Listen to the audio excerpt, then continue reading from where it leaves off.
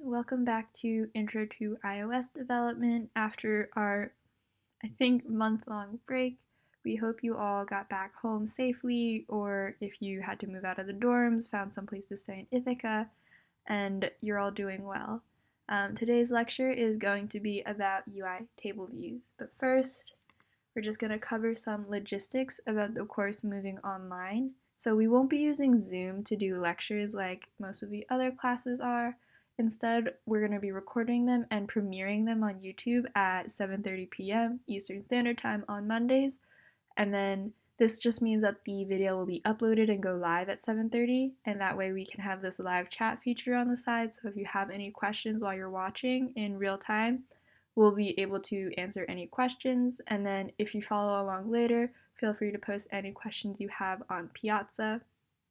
But we will be using Zoom for holding office hours, and then we'll release some sort of like calendar at the beginning of each week that has 30-minute blocks of availability that our TAs will fill out, and then you can sign up for any of those, and then these will be one-on-one sessions, or if none of the times on the calendar work for you, make a private Piazza post with times that do work for you, and we'll do our best to get something sorted out for you.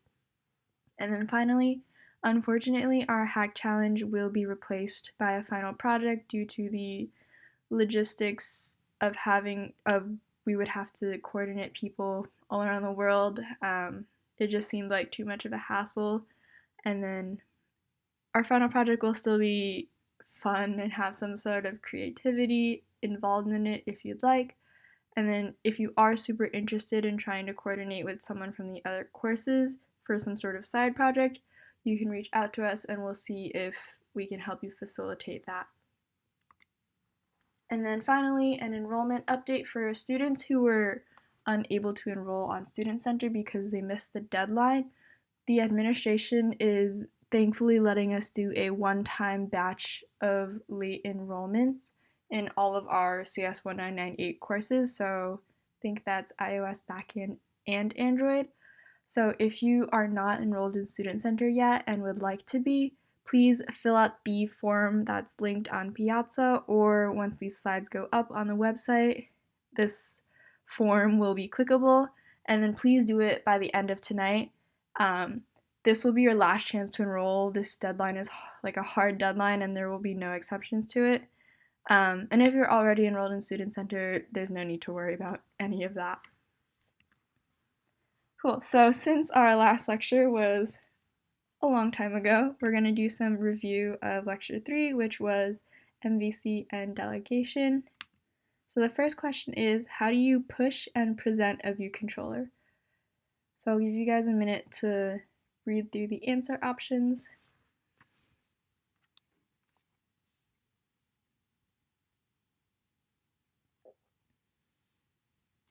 Cool. So the answer is B. Since when we push a view controller, that's when it kind of slides in horizontally and uses the navigation stack. We need to do self.navigationcontroller.pushViewController, versus when we present something modally, it's kind of just placed on top of the current view and not added onto the navigation stack, so we just do self.present. The next question is, why do we use delegation? And once again, I'll give you a couple seconds to read through the answer choices.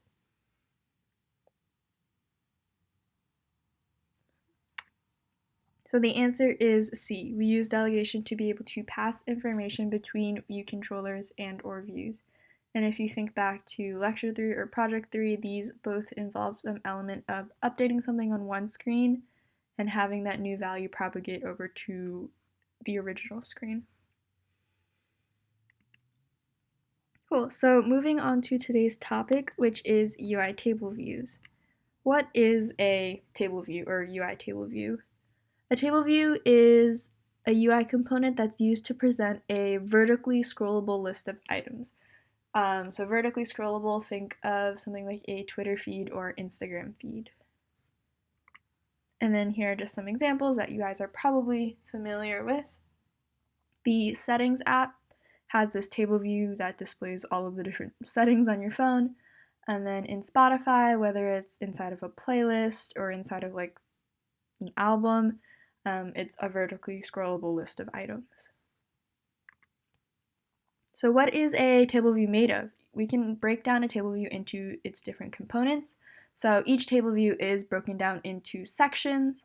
Each section is broken down into rows, and then each row has a corresponding UITableView which is the view that we want to display for that row.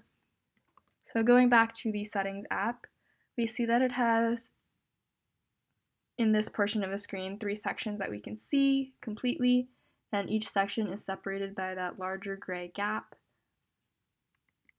And then each section has its own rows, and we notice that the indices all start at 0, so section 0 only has 1 row, which is at index 0.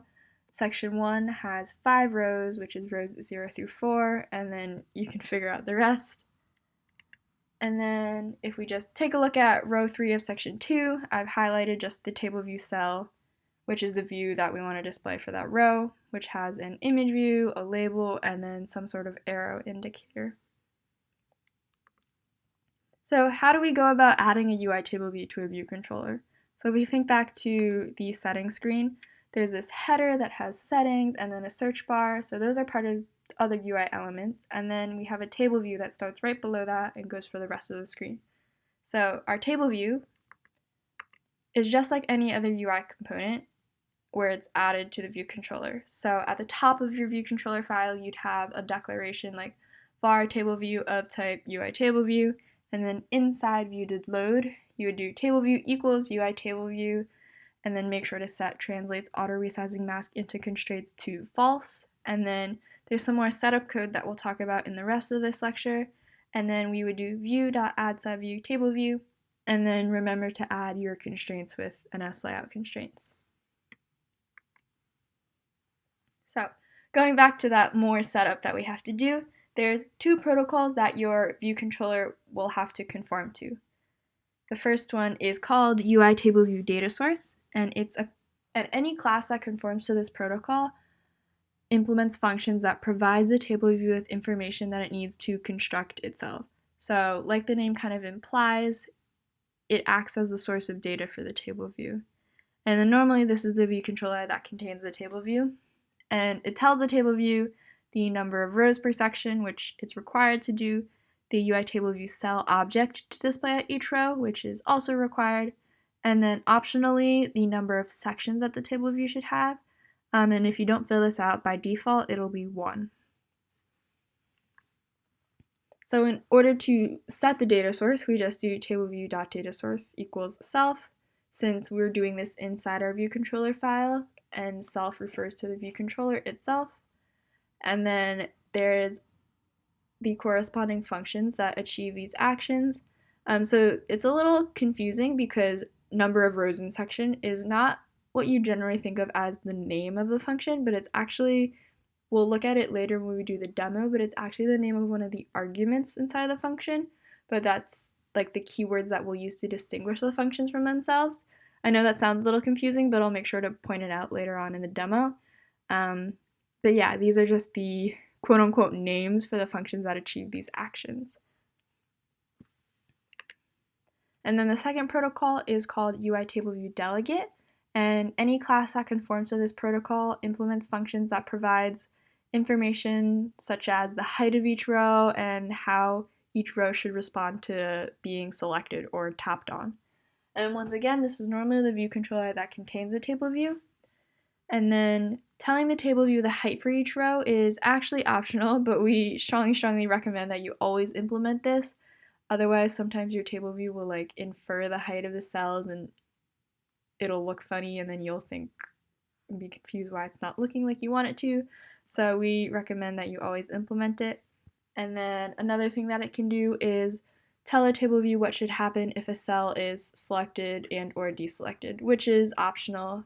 But oftentimes, if you want to be able to like tap on a row to show more information, you'd want to fulfill this function. So just like data source, the way we set this is tableview.delegate equals self, and then these are the quote-unquote names for the functions that achieve these actions. And then We want to be able to use our own customly designed cells inside our table view. So if we look on the bottom, I just added 2 examples of table view cells inside AppDev's apps, and they look pretty different like layout, different fonts, different styles.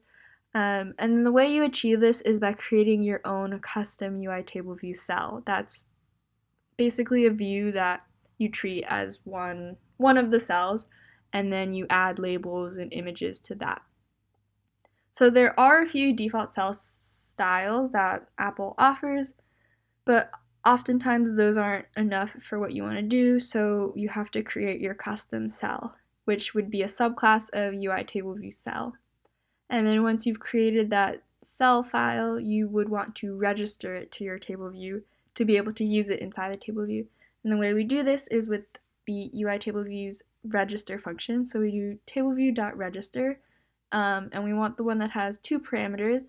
The first one is cell class. So this is where you'd pass in the name of the class, or the name of your custom view cell class. And then for cell reuse identifier is a very important argument, which we will talk about in more detail here. So what is a reuse identifier? So imagine this playlist on the right-hand side had 2,000 songs. In order to represent all of the songs, we would need 2,000 cells, but that takes up a lot of memory, bloats your app, slows down your app, all things that are bad and we don't want to happen. So instead of doing this, we actually only create the number of cells that are seen on the screen at once. So I don't know how many are on the right hand side, but just say 10 songs showed up at once. So we would only create 10 cells instead of 2,000. And then once a cell goes off the screen because the user scrolled, so let's say I scrolled so that the top song disappears off the screen, the cell is reused to display the new cell that pops up from the bottom. And the reuse identifier helps identify the type of cell that we're reusing. So in this example, let's say I said my reuse identifier was playlist cell. When I go to reuse a cell, I want to look for any cells that have that identifier to reuse. And then the way that we can reuse cells is something called dequeuing. Instead of creating an instance of a new cell, we just dequeue a reusable cell. So we do tableview.dequeue reusable cell, and then we pass in the reuse identifier. So going back to the playlist example, I'd pass in playlist cell because I'll look for any cells that have been dequeued with that reuse identifier, so I know, oh, I can repurpose this cell for displaying a new song. Cool. So that was just a very basic overview of the steps, like the basic steps to implementing your own UI table view. And just to recap, the first step is initialize and layout/set constraints on your UI table view. 2, create your custom UI table view cell if you need one, and then register it to your table view. And then conform the view controller to the 2 protocols, UITableView Datasource and UITableView Delegate. And then set the Tableviews Datasource and Delegate by doing tableview.datasource equals self and tableview.datasource equals delegate. So that's a very brief overview. There's a couple like sub-steps that you'll have to do, which we will go over in the demo now. So in our demo, we just have this table view of cafeterias/dining halls. Not really sure why we've called them cafeterias, since I think everyone is used to calling them dining halls. But here I just have this table view that has a cell that has the name of the dining hall, a rating for the dining hall, and on the right hand side, I want to have this notion of favoriting a dining hall when I tap on the row. So to denote that, when I tap on it, I add a heart, and then if I tap on it again, I'm unfavoriting it and then removing that heart. So if we go into Xcode, or first let's download the starter code, which is on the website under the UITableViews chapter, and then make sure you grab the right starter code. So for most of you guys, I think you'll be doing the scene delegate version. But there's definitely, I know, a couple people who like don't have a scene delegate file when they create new Xcode projects, and they've had to use app delegate. So just make sure you grab the right one. We can open that in Xcode.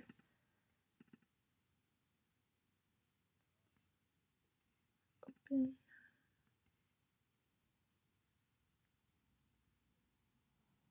And it'll load it. Cool. So we see in scene delegate or app delegate, whichever one you're using, we've set it up. So our view controller is a UI navigation controller that starts with an instance of this view controller file that we have. And then in here, we have just the title set to cafeterias, and our background color is white. So for a sanity check, I'm going to run it and make sure I see the navigation bar at the top with the title cafeterias. Oh. Are you there? Oh, there we go. Cafeterias. Actually, that kind of bothers me. I'm going to make it dining halls. And change my reuse identifier to dining hall cell reuse. Cool. So going back to our steps, the first thing we want to do is initialize and lay out our UI table view. So inside Xcode, we see we already have the declaration at the top of a table view object. So I'm going to do table view equals UI table view. Just use a blank constructor. I want to make sure I do translate auto resizing mask into constraints to false. And then I'm just going to do view.add subview table view. And we'll see that we actually have constraints already here for us. So I'm just going to uncomment those. So we'll just see the leading anchor is the view's leading anchor, the trailing anchor is the view's trailing anchor. So the width of the table view will take up the entire width of the screen. The top anchor is the safe areas top anchor, so right below that navigation bar on top. And the bottom anchor is the safe areas bottom anchor. So that'll basically take up the entire length of the screen. Cool, so we see that we have these like blank rows basically. Take up the entire screen. Something that's kind of note, just set the background color so we can see this a little better for a second.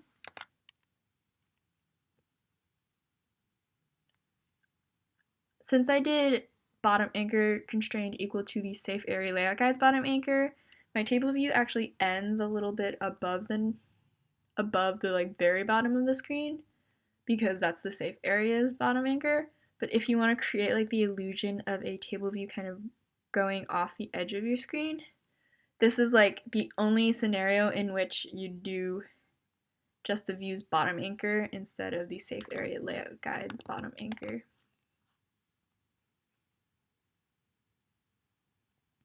So now I have like the illusion that like my cells are going all the way, like going on forever past the bottom of my screen. So let's remove setting that background color. And then think about the next step. So we want to create our custom UITableViewcell. So in order to do that, we do File, New File, or Command N. We're going to select Cocoa Touch class, hit Next, and then make sure we've selected subclass of UITableViewcell.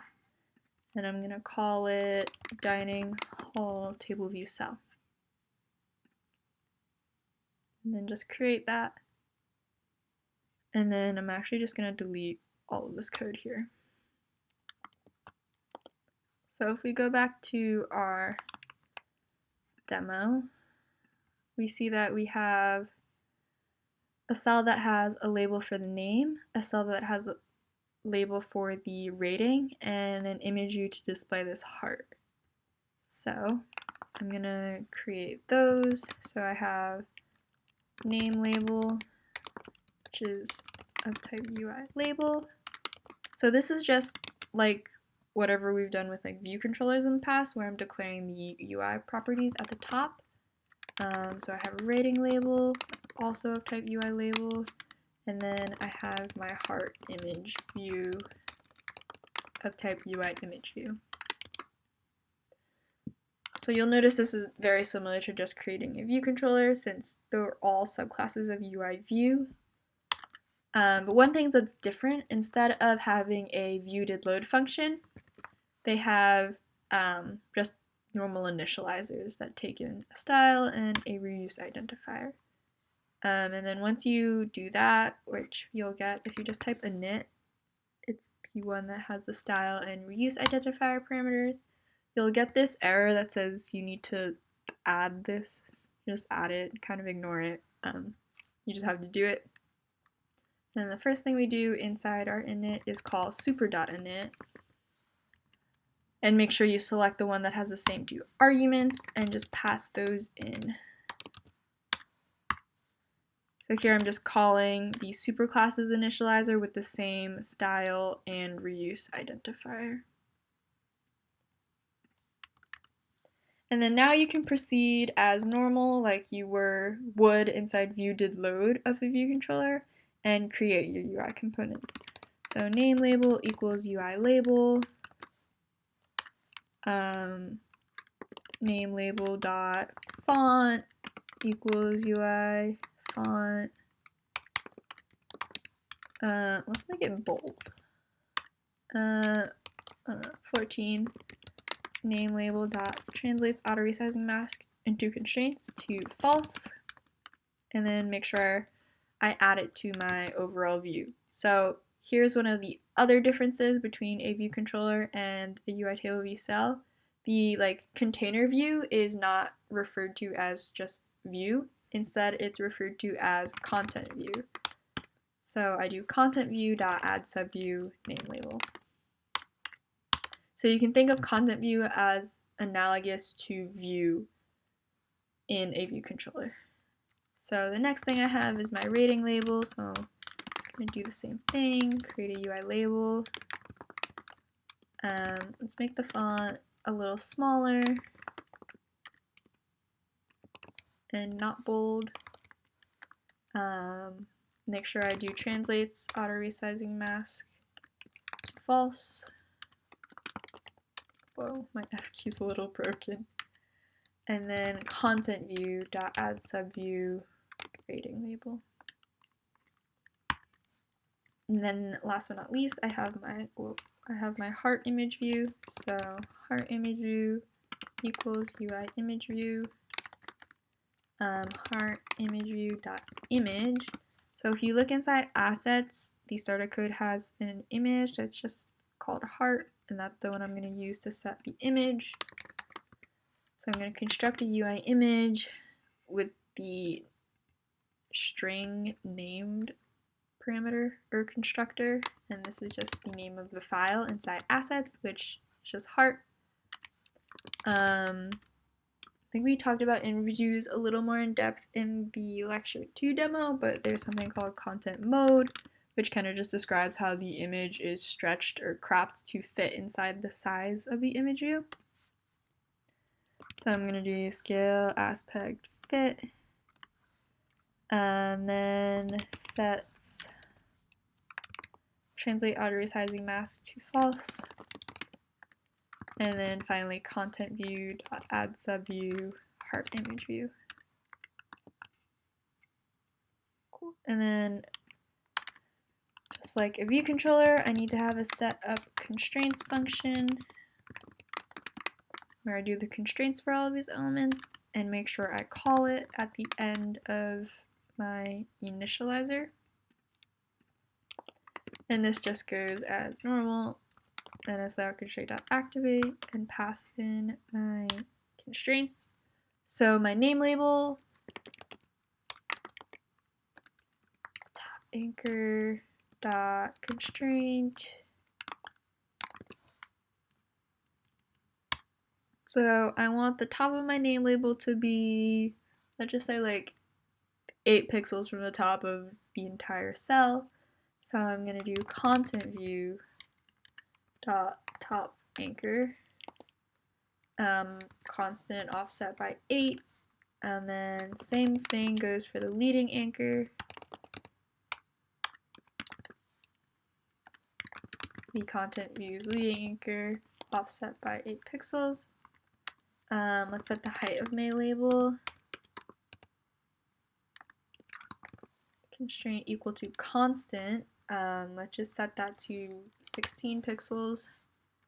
That should be good. And then we'll set the constraints for the rating label.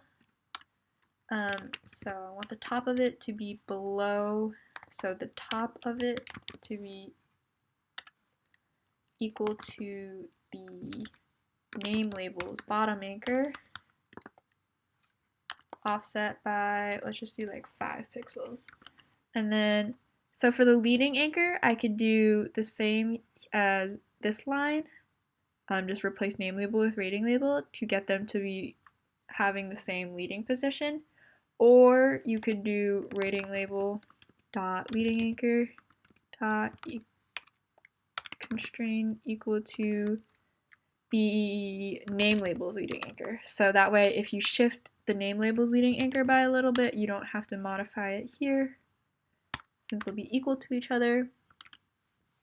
And then I'm going to set the height of this label too. Height anchor. Let's just do 16 as well. Finally, I have the heart image view and its layout constraint.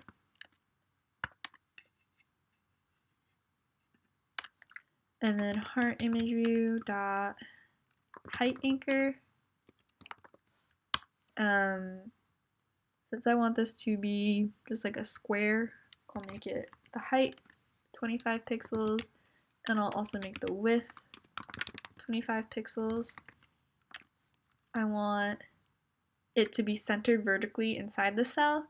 So heart image view dot center Y anchor, since I'm doing vertical centering, equal to the content view, the entire cells, center Y anchor, not offset by anything. And then I want the trailing edge to have some padding, so trailing anchor constrained equal to the content views trailing anchor, offset by -8 since it's to the left of the content views trailing anchor. Cool, so I have my cell set up now. Next thing I want to do is register dining hall table view cell to my table view inside view controller. So let's do this here. Table view setup stuff. So I'm going to register my cell. Tableview.register. So for cell class, you do the name of your class. So ours was dining hall table view cell. And then to kind of refer to the class, we do .self. And then my reuse identifier, we've saved in a string constant. And we'll just pass that in. And so this is a good practice to do instead of just typing out this string inside here, because we're going to be using this identifier multiple times, so you want to just kind of avoid any typos you make. So you can just pass in reuse identifier everywhere you need to use it, instead of having to type out the entire string.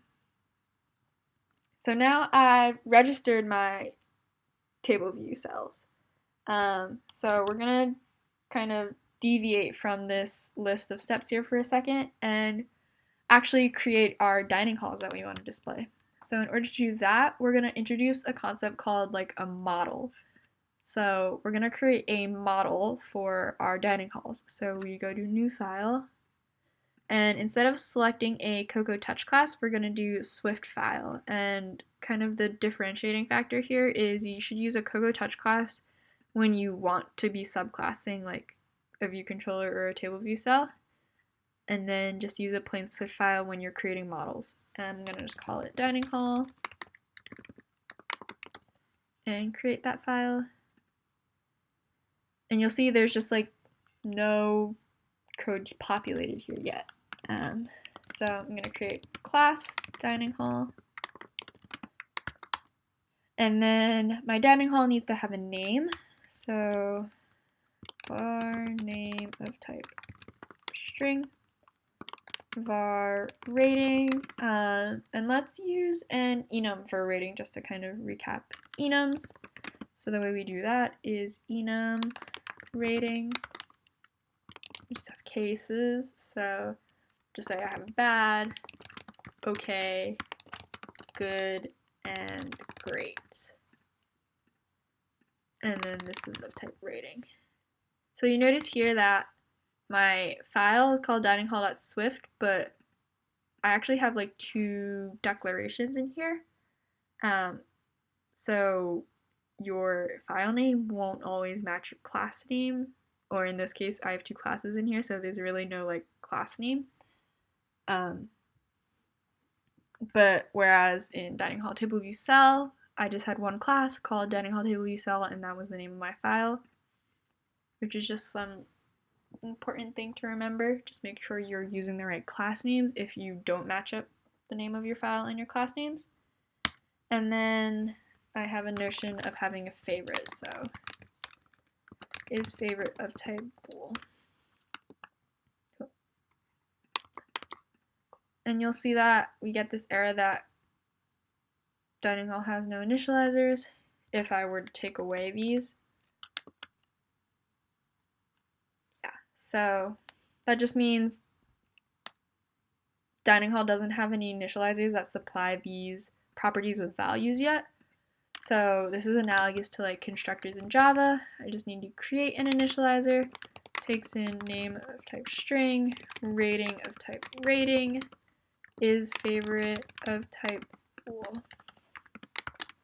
and then just set self.name equal to the name that's provided, self.rating equal to the rating that's provided, and then self.isFavorite to whatever boolean is passed in.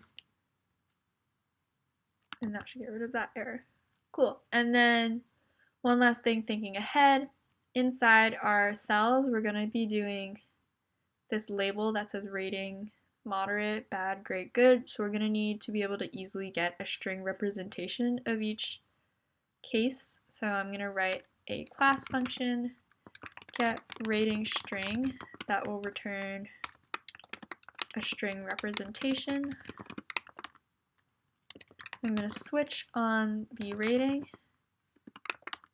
case bad, return bad, case okay, return okay, case good, return good, case great, return great. I think I forgot. Yeah, forgot colon. Cool. So now I have my dining hall model. Inside view controllers, I'm going to create an array of dining halls. So I'm just going to do var dining halls of type dining hall array. And then inside viewDidLoad, just create some dining halls. So let appel equal a dining hall, name appel, rating. I liked appel, so I'll do great. And I'm just going to set all of the isFavorites to false to begin with. Dining hall, RPCC. I didn't like RPCC as much as appel, so we'll just say it's good. Let's do rows. Call it rows. I liked rows. It had good like tacos sometimes. isFavorite, just leave it as false for now. Beta,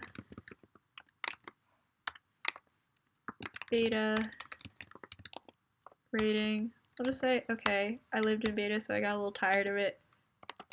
And just for the sake of it, not that key-in is bad, but to round out all of our cases, we'll just say key-in is bad. And then set my dining hall array to contain all of these. So appel, rp, cc, rows, beta, and key-in. Cool, so I've created my dining halls. And now let's go back to the steps for our table view. And the next one is to conform our view controller to these two protocols. So to do that, just like we did with protocols in the last lecture demo, I'm going to create an extension of my view controller just to keep it nice and organized, and do UITableView Datasource. And then once you do that, you'll see that it yells at you because you haven't conformed to the protocol, because you haven't implemented the required functions. And here we see what I was talking about earlier. We kind of refer to these functions as these argument names that are unique so that we can kind of like identify them and know which one we're talking about. So when I say number of rows in section, that's referring to this function. When I say self a row at, that's referring to this function. But yeah, so now we kind of understand why I created that array of dining halls. Basically, a table view draws its information from some sort of array that you've created. So in this case, our table view is going to display the dining halls that we have in this dining halls array. So for the number of rows or the number of items that I have, since I only have one section, I'm not going to really worry about this like section parameter. Instead, I'm just going to return dining halls.count, since that's the number of dining halls in that array. Whereas if I had separate sections, like in the settings screen, I would switch on the section or do if section is 0 and then return different numbers. And now for self or row at, we need to provide the cell. So here is where we use dequeuing of cells. So tableview.dequeue reusable cell. And then here's where I pass in that reuse identifier that I've saved inside the constant reuse identifier. And then for index path, we'll see that there's this index path argument, and I'm going to pass that in. And then if we take a look at this, we can see that this just returns a generic UITableViewcell, but I want to be able to kind of customize it to my dining hall table view cell. So I'm going to do a cast to dining hall table view cell. And now here, let's just say return cell for now, just to silence that error. But now, ideally, I need to be able to set like the cell's labels accordingly. So first we need to figure out what cafeteria or what dining hall this corresponds to. So let dining hall equal. So it's going to be one of the dining halls inside my dining halls array. And the one that it corresponds to, we can access with indexPath.row. So we see I have this, I'm trying to figure out what the cell is for the row at this thing called indexPath. And indexPath has several components, one of them being a row. And in a simple table view where you're just displaying items in an array in a table view, you get the corresponding item with indexPath.row. And now, in theory, I could just do cell.nameLabel equal dining hall.name, cell.ratingLabel equal blah, blah, blah. But instead of putting all this logic here, we're actually going to move it into the cell class itself. So what we call this is writing a configure function for the cell. So I'm going to do inside dining hall table view cell, create a new function called configure, and then for dining hall of dining hall. So there's kind of this funky argument name here, but you'll see later on that basically this is just saying that inside somewhere else when I call it, so cell.configure, it just has a label for and then the type. Cool. So here's where I'm going to set all of the text and the images accordingly. So I'm going to do name label dot text equals dining hall dot name rating label dot text equals rating, and then I'm going to do dining hall dot get rating string to get the string representation, and then we want to be able to hide the cell's heart image view if this dining hall is not a favorite. So image views have a property called is hidden, and I'm going to set that to true only if the dining hall is not a favorite. So now that we've written our configure function, you can think of it as setting up the cell for the specific instance of a dining hall. I'm going to go back to view controller, do cell.configure, pass in the dining hall, which is the one that corresponds to this row, and then return the cell. So now I have the cell for this row. And now if I go back up to the top, I can do tableview.datasource equals self and move on to the next protocol, which is and the next protocol, which is UITableView Delegate. So I'm going to create another extension and conform to UITableView Delegate. And you'll see that this actually won't yell at you because none of its functions are required. But like we said before, one that you should probably always implement is we call it height. So I don't actually remember. So yeah, I'm going to do height for row at. And then you'll notice at the top of the file, we have a constant called cell height, which is 50 pixels, so I'm just going to return that constant. And now if I run this, we should, not yet, I have to set tableview.delegate to be myself, or this view controller. Now if I run this, I should hopefully have some dining halls on my screen.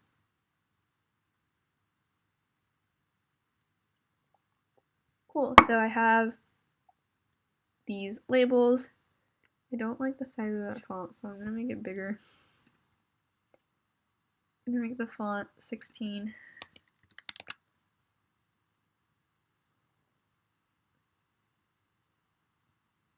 Is that better?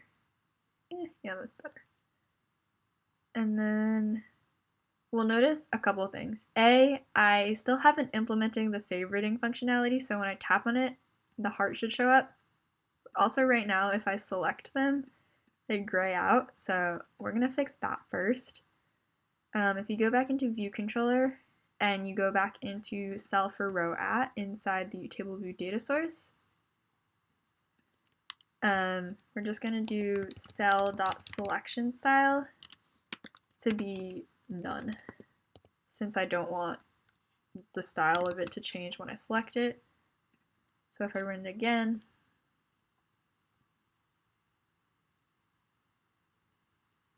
and I select it, nothing happens, which is better, but still not what I want to happen, since when I select it, I want to be favoriting this dining hall. And then that functionality is handled by the didSelect row at. So if you recall from the lecture slides, we said doing any sort of action when you select or deselect on a row is handled by didSelect row at or didDeselect row at. So here what I want to do is make sure that the cell's heart shows up and make sure I change the dining hall's is favorite property to be true or false based on what it originally was. So first, just grab the dining hall that this row corresponds to, which is index path.row, like we talked about before. And then dining hall dot is favorite. You could do set it equal to not dining hall is favorite, which is what you're probably used to in other languages, but Swift actually has this kind of just fun method that's called toggle, which will just toggle a Boolean value. So we'll use that. And then next we need to change the is hidden property of the heart image view. So in order to do that, we need to grab the correct cell that represents this row currently. So let cell equal tableview.cell for row at index path. Since I'm just grabbing this corresponding row, and make sure I cast it as a dining hall TableViewCell, since this function just returns a generic UITableViewcell. And then I'm going to toggle this dining hall TableViewCell's is hidden property. So I would do cell.image.heartImageView.is hidden.toggle.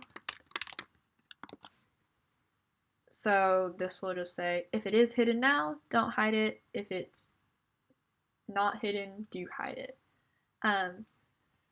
But just like before, when we kind of moved the logic of manipulating the cell inside the dining hall TableView cell, we can do that with this is hidden logic.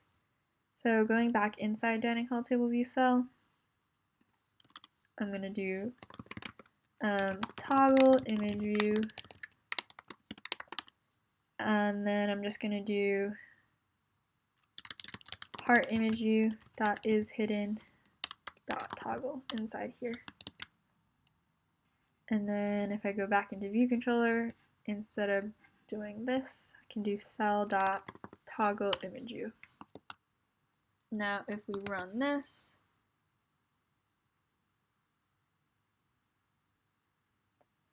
when I click on a row, the heart shows up on the side, and when I unclick it, the hearts go away.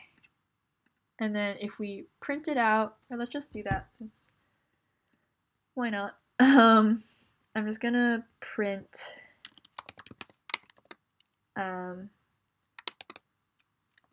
is favorite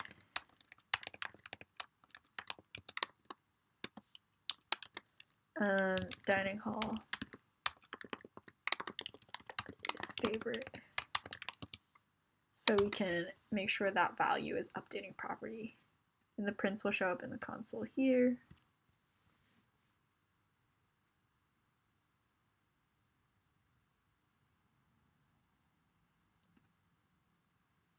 So cool, it's working as I expected. Appel is now favorited. If I unselect it again, his favorite is false.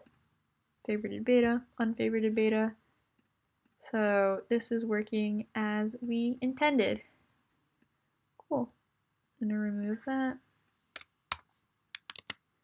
And then just one more thing to go over that's just kind of good practice. You'll see here that I'm like reusing a lot of constant values, like these padding values. So like if I changed it here to be like 20 to add some insane amount of padding, and I want that to apply for like the entire perimeter of the cell, I'd have to change that here, here, and here. So a good practice to do is to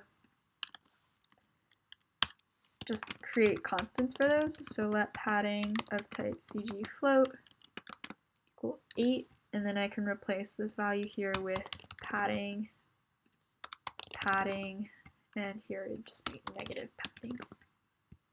And then similarly for 16 and 16 for the label heights, I can do let label height of type CG float equals 16 and replace that, so that if I were to modify one and wanted to keep them equal, I'd only have to change it up here. And same goes for the heart image. Heart image length CG float 25.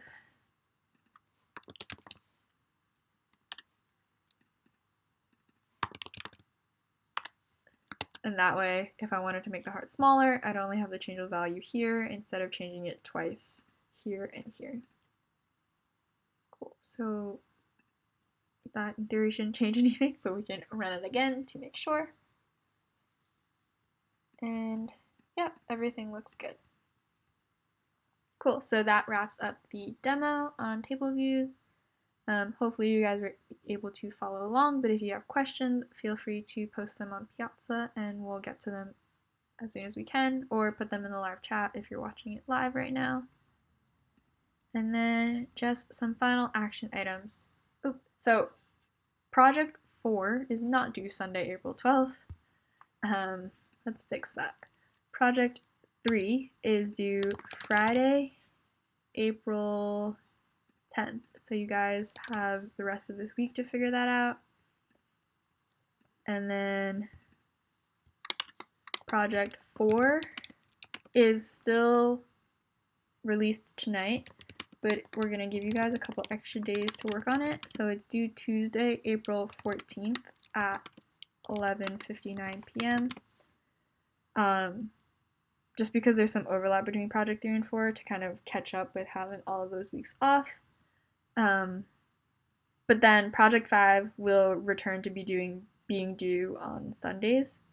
And then just remember you're zipping your projects correctly, and then remember to fill out that enrollment form if you're not enrolled yet, because this is your last chance to do that.